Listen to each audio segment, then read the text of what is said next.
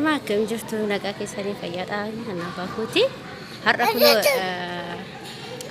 zargiitu jira jechuudha iddoo zargii jirra iddoo zargiitu jechuudha baay'ee namatti kan toluudha dhugaa dubbachuuf nama hin jiru waan ta'eefani suuraa jira jechuudha malee gulana hin suuramu jechuudha na baay'ee namatti tola iddoo zargii jirra jechuudha walumaa galatti baay'ee tokko namatti tola baay'ee namatti tola jechuudha dhugaa dubbachuudha fi baay'ee tokko das nama jedha kun iddoo mushurraati dhugaa dubbachuuf hedduu namatti tola ani hagam akka ta'e hin beeku dhugaa dubbachuuf hangamiin akka isaan fuudhanii baay'ee iddoo bareedu kun iddoo mushurraan teessu jechuudha iddoon kun iddoo mushurraan teessu baay'ee kan namatti toluudha baay'ee kan das nama jedhuudha dhugaa baay'ee namatti tola jechuudha dhugaa baay'ee namatti tola jechuudha baay'ee namatti tola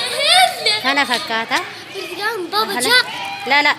wakari hori kuno kana fakkaata jechuudha makaan zargii jechuudha dhugaa dubbachuuf baay'ee namatti kan toluudha baay'ee kan das nama jedhuudha dhugaa dubbachuuf namatti tola hedduu namatti tola hedduu namatti kan toluudha jechuudha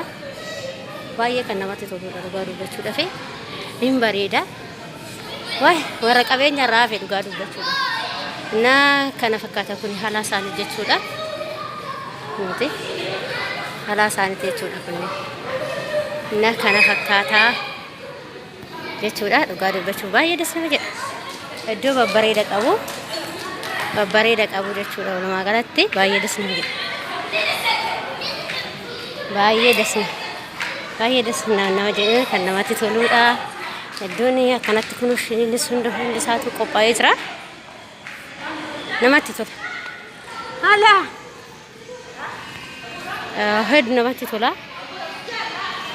hedduu namatti kan toluudha jechuudha dhugaa dubbachuudha fi baay'ee namatti tola dhugaa ana baay'ee das na jedhe warra jireenyatti tolte dhugaa kana Saudi kana malee agarre warra biyya alaa jechuudha walumaa galatti Saudi qofaa miti akkasika kun warra kana shaashaa jechaa jirra iddoo kana shaashaa jechaa jirra dibra kun marra hilwa shifti yalla kana fakkaata dhugaa gufta iddoo namatti toluudha isaanii kana fakkaata jechuudha dhugaa dubbachuuf baay'ee kan namatti toluudha baay'ee kan das nama jedhuudha har'a iddoo kana oollaa jechuudha ka inshallah kana fakkaata kana iddoon irsi jechuudha walumaa galatti kana fakkaata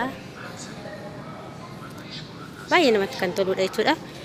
iddoon kun immoo fooqidha iddoon mushurraan asii walli fooqidha jechuudha iddoon mushurraan iftuuni das nama jedha namatti tola dhugaa dubbachuuf